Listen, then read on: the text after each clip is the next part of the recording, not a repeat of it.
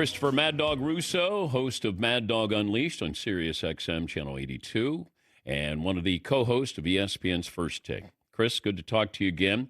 Let me start with this. Why is it when we compare generations, we do it with basketball freely, but we don't do it with football, and we don't do it with baseball? Like nobody, But why do we pick and choose and say Steph Curry wouldn't be anything back in the 80s, and this guy couldn't play, and this guy could play? We don't do that with baseball, and we don't do that. Nobody says, Bart Starr, he couldn't play today. Or, Bob Greasy couldn't play today. Yeah, it's an excellent point. Danny, good to be on as usual. I think you do a little bit with the quarterbacks because you do rank them, but nobody ranks Unitas lower than the others because he played 100 years ago. So you're right. You do it with the NBA. You don't do it with baseball because it's not a size thing and it's not physicality. And, you still got to hit it. It's, hand-eye coordination. You got to hit the pitch. Koufax threw as fast as 100 miles an hour, just like the guys are throwing today. So you're right. I think there's a little baseball because of the field conditions, prior to 1947 with no African Americans. So I think people do a little of that. But overall, the sport that does get looked at from an era-to-era basis is definitely the NBA. I think this Celtic City thing, which I'm sure you've kept an eye on, I think that contributes to it a little bit because, it's coming out in March. The NBA season's winding down, so you're wrapped up in the Celtics. They're great again. So you're watching those 9 episodes. So you think of Bird, you think of Parrish, you think of Russell, and I think that contributes to it this period right now, this time of the year. But I don't know. I don't have the answer for you. I mean, maybe because the players are so identifiable, you see them, they feel like they're part of your family. The football players got the helmet on, so you don't have the same feel there. You don't quite understand. And it's harder to analyze the football player. Now, how do we know who the best offensive tackle is of all time? You got to look at film. Basketball, it's right in front of you. You can analyze it. Maybe that's got something to do with it. But you're right. The NBA does do the era stuff more than the other sports, 100%. Why is it we acknowledge Babe Ruth stats, that they're believable, where we don't acknowledge Wilt Chamberlain stats? Because we'll go, nobody saw the 100-point game, and he averaged 50, in a season. It almost, he had 55 rebounds in a game. We don't acknowledge the almost mythological-like figure that Wilt was, but we do that with Babe Ruth. Yeah, maybe because there weren't a lot of great centers. He was outside of Russell, he was a freak. He was so good, so athletic. It sounds so crazy to average 50 points a game. Baseball, there is a feel in baseball where you can identify a little bit more with the Garrick or the Ruth era than you can with the basketball. When you watch the highlights of Chamberlain, you see the players he's playing against. It looks like he dwarfs them physicality-wise. You don't sense that necessarily with Ruth. It's not like he's 6'8" and everybody else is 5'8". I mean, he's essentially the same, and he's heavy. He doesn't look like a great athlete. So I think from an athletic perspective, it looks a little bit more legitimate. And Ruth, Ruth is just, he out-homered leagues. Ruth. And plus the ballpark was so much bigger. It was 515 feet to straightaway center field in Detroit. 515 feet. That's Polo Grounds. It was miles out to center field. It's not the same with the Chamberlain thing. But you're right. Chamberlain, I think, and maybe because he didn't win as much either. Maybe that had something to do with it. The fact that Chamberlain only won the 2 titles and, Ruth was in a million World Series. So maybe that's got a little something to do with it. We kind of look at Chamberlain's records as a little overrated because he wasn't able to do that in the postseason. And he always lost. So maybe you think the regular season's a little mythical. Maybe that's got something to do with it. But you're right. Wilt averaged 50 points a game in that 61-62 season. And that is an incredible. And then they lost to the Celtics in Game 7. So what did it actually mean? Ruth hit home runs in the World Series. Maybe that's got something to do with it. But that's a very interesting question. I don't think it's a direct answer. Yeah, but Oscar averaged a triple-double that same year. I think that Wilt averaged 50. I think he did. Okay, so that's not freakish, right? People look at that and go, oh my gosh, look at what he did. Like, we acknowledge the Big O averaged a triple-double. And then it didn't become a big deal until nobody had done it until Russell Westbrook. And because we like nice, neat packaged things where it's a triple-double. And then, well, you got it. And I think they were the 6th seed. And Westbrook won an MVP based off getting triple-doubles. Yeah, he had a 40. They only won 44, 45 games. Yeah, I mean, maybe because, nobody's averaged 50 cents. Maybe that's got a little something to do with it. Wilt's numbers are so astronomical that's got something to do with it. But, Wilt had his warts, too. I mean, there's many a game in a big spot. You all know about taking himself out of Game 7 in Russo's last year, which bothered Russo to no end. Looking around to see if Willis Reed was going to play in Game 7 at Madison Square Garden. Why is he worrying about Willis Reed, for crying out loud? And then as Havlicek once told me this, that the year they lost to lost to the Celtics when they were the defending champs in Russell's second year as the head coach, his first championship, he didn't take a shot in the fourth quarter because he had 5 fouls and he didn't want to foul out. Remember, never fouled out in a game. What is he worrying about? Put the pressure on the official. So Wilt's got he's got some peccadillos. There's no question about it. But you're right. We don't look at Oscar as freakish, and we do look at Wilt as freakish. And what Oscar did, 31, 11, and 11, maybe it's because people had averaged 30 points and people had averaged 10 rebounds and people had averaged 11 assists. And so we didn't think it was that big a deal. Yeah. And the fact he did it all in the same year, you kind of forgot about it.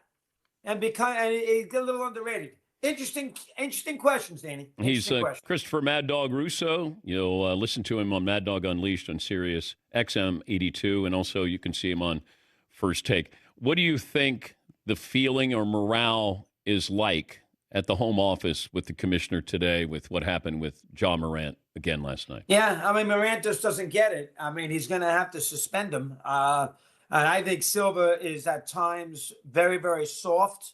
And I think in this particular situation, we'll see if he gave him a warning, and then basically he did it the next day, for crying out loud.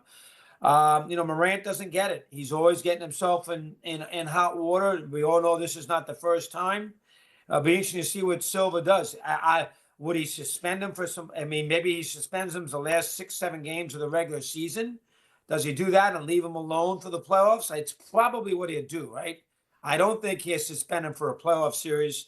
He'll probably suspend him for the rest of the regular season. It's only 5 games. Don't you think that's what he'd do, Danny? I think because commissioners don't like when you embarrass them publicly. Tom Brady lied to the commissioner. Therefore, it felt like he came down harder on Brady because he lied. This is a case where Ja just did this. He just got verbally spanked by the commissioner, and then you do it again the next night, and you do it right in his face. I think he's basically calling the NBA's bluff to say, all right, I think you're right. Let me see what you're going to do. And if Silva doesn't do anything, he's going to get pounded. So yeah.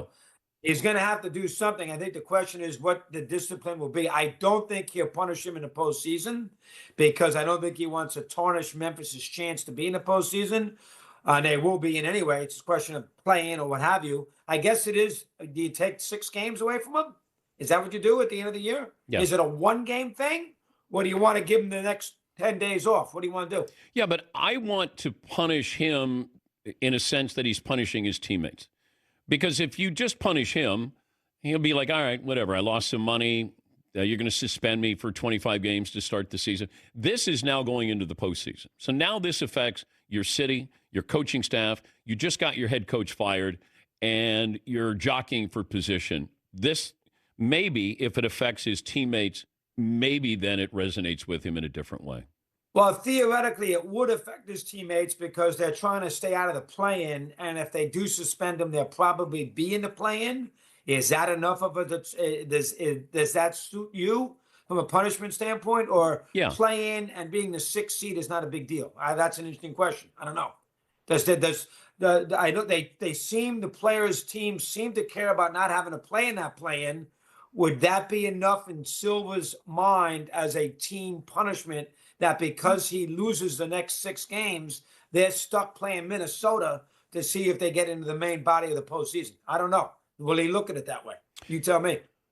Yeah, I don't know what's going to resonate with Morant, but if you're the commissioner, you may be at the end of your rope and just say, oh, you got to do something. You got to do something. Yeah, I think so. He's not going to suspend him for the whole playoff. No, no. Are the Dodgers great for baseball? Yeah, they probably are. They're great right now. Middle of August, when they've got a 20-game lead and they're on their way to, they're on the way to 130 and 32. Maybe then we'll get a little bored with it because there won't be any suspense in the divisional race. There won't be any suspense as far as the 1 seed is concerned. You don't think the Padres and the Giants can hold on here and make this competitive in the West? Yeah, maybe. And that division's pretty good. San Diego, Arizona's good. The Giants. But, even the Padres are 7-0, and they're still behind. Think about it that way. The Dodgers will, they're calmed down a little bit. They have an injury. They're going to get bored. I don't think the Dodgers will care one way or the other about winning 116 games. No, they might get it just because they're that good, and it just happens to be. But if you think Dave Roberts, you know better than anybody, Danny, Dave Roberts with 5 games to go, needing 2 wins, he's not going to sit there and let Blake Snell pitch 8 innings so he breaks the regular season record for wins. They are not going to care about that under any circumstances. And Seattle didn't win a World Series anyway. They lost to the Yankees the year they won 116. So, and the Indians lost too when they had won 111. They lost. So I don't think the Dodgers are going to be that wrapped up in trying to break any regular season record, but they might be so dominant. And their backup team is great. So as a result of that, their reserves are that great. They might win 120 just for winning 120. Is it good or bad? It's probably good, right? Everybody likes the villain. We'll keep an eye on them because the Dodgers have a lot of pressure on them. If they go through that regular season, win 120 games, and then they lose in the first round of the playoffs, that's going to be this. They have to win the World Series. Yes. And so as a result, there'd be a little bit of that we will keep an eye on whether they can sort of make good on a regular season. We'll have to wait and see on that. The torpedo bats, are the torpedo bats performance enhancing? Not to me, no. How come Jose Trevino can't hit? He hits 200. He used the torpedo bat last year. Judge doesn't use the torpedo bat, and he's got 1 million home runs already. I don't think it's that big a deal. The baseball, I'm going to trust them when they say it's in the rules. I know it's the rage of the sport the first week of the season. I think the biggest thing in the sport right now are the Braves. There's no team that's ever made – did you know there's no team that's ever made the playoffs starting 0-7? Yeah. Which I did not know. And throwing the idea they have Profar out.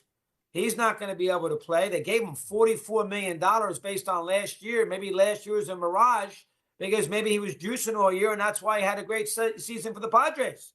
So they get no recourse out of that. They don't have him for 85 games. Who knows with Acuna, and they're already 0-7 in a good division. I think that is interesting. That, to me, is more interesting than the torpedo bats with the Dodgers, is Atlanta went to the West Coast, didn't win a game. They let Neris pitch in the second game of the year. He blew a save, and they DFA'd him 2 days later for crying out loud. So that, to me, is interesting, is what Atlanta has done in the sport. And then, of course, you got a good college basketball weekend this weekend, too. So it's a good weekend. And then next week, the Masters. Have you made any money during March Madness? No, I've gotten killed. The 2 that were terrible, Danny. St. John's? I had Arkansas. You saw it, right? Yeah. I had Arkansas on the money line. They blew a 13-point lead. And then Michigan State. And the old Miss kid threw the ball in the basket. It rimmed in the last -3.5 at 76-7. Yeah, I've struggled. I'm going to pass this weekend. I think Duke and Florida, though, will be there Monday night. I think Duke and Florida will be there. I think that'll be a great game. I would take the 5.5 with Houston. You would? And I'd take Auburn straight up. Oh, you would? Yeah. Well, let's do the second one first. How come? Houston's just going to ugly it up, and I don't think that you're going to see Cooper Flagg go off. That's a veteran team, veteran coach, and they're going to keep it low. Feels like, and they're going to be physical. It'll be an ugly game, aesthetically not pleasing. And lose 63-60, and you win your bet. Yeah. All right, how about the Auburn game? I just think we kind of moved past Auburn being good. As long as Broom is healthy to play, you got a really good coach. I haven't been impressed with Florida. I love Clayton. He's awesome. He's great. He's so much fun. But I watched a couple of games because everybody said, oh, my gosh, Seth Greenberg said it's like Noah's Ark. They got 2 of everything. And I went, okay. I think we moved on from Auburn quickly because they lost, 3 or 4 at the end of the season. That's still a really good team, tough team. And once again, veterans there. The only team that's really had freshmen who have had an impact is Duke. And that's rare in March Madness. Like 100%. It's you don't buy veterans. the idea. You don't buy the idea that Florida's tough physically and mentally because they came back and won 2 games against UConn and Texas Tech. Yeah, but they could have lost those games, Chris. I mean, we could look at it that way too. They could have easily lost those games. Oh, absolutely. They were down 10 with 3 minutes to go against Texas Tech. They figured you can go either way with that. You can say they learned something and, nothing is going to faze them if they fall behind, or you can say that's a sign that they're a little overrated. Now, don't bet on my information, Chris. I don't. No, I don't bet on mine either. I know that. I do think, Florida won easy at Auburn in a regular season late. I think Florida, and I think Florida Duke, I think any combination is pretty good because these are all 1 seeds. I think Florida Duke on Monday night would be a great game. It would be. If that's what we get. I don't think people will enjoy if it's Houston and Auburn. You're probably right. Yeah, I probably should. That game will have problems.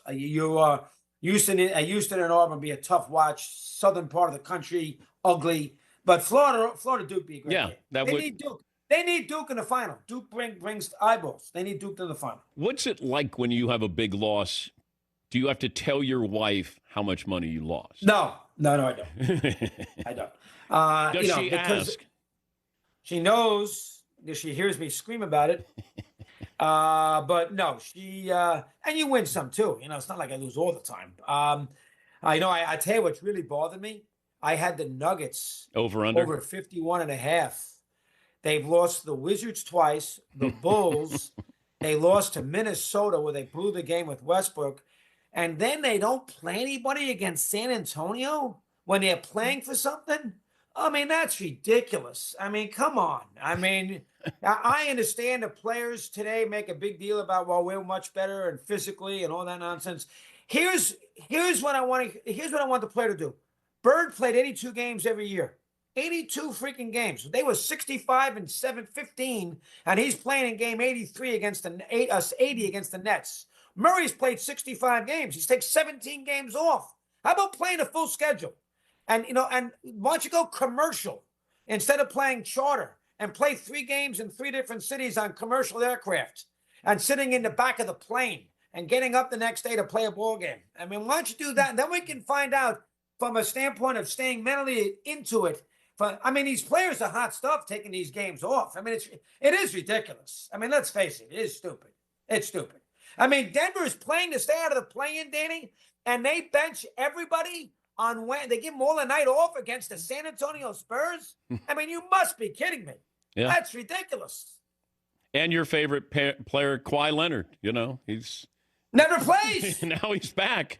Now he's back, and now they're dangerous because Kawhi is back until he's played 31 games. Yeah. Jaminski, I had Jaminski in the studio for the NCAA, the great Jaminski. He played 14 years in the NBA, 12 coaches. His career high was 41 points and 22 rebounds. He did it on April 8th, 1986 against the Celtics. That was the Celtics season, 65 and 17. Yeah.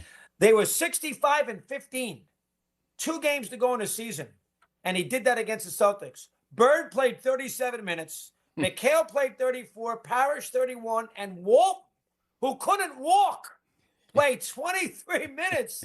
And it's game 81, and they've already won 65 games. I mean, that's basketball. That's basketball. That was basketball. That was. All right. Good to talk to you. I love you, Danny. Keep it going. You're the best. Thank you.